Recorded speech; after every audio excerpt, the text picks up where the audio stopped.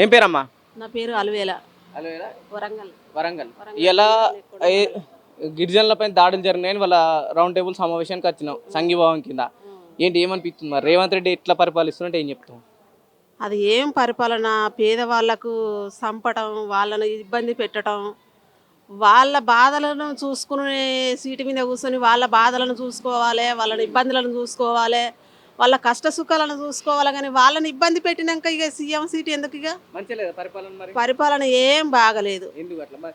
6 గ్యారెంటీలు ఆరు గ్యారంటీ లేదు, ఏ గ్యారంటీ లేదు, ఏది లేదు. అసలు పేదవాళ్ళను ఇబ్బంది పెట్టినాక గ్యారంటీలు ఎందుకు అయ్యా? ఇక ఇది ప్రజాపాలన కాదా? ఏం ప్రజాపాలన ఏం బాగలేదు, ఏది లేదు.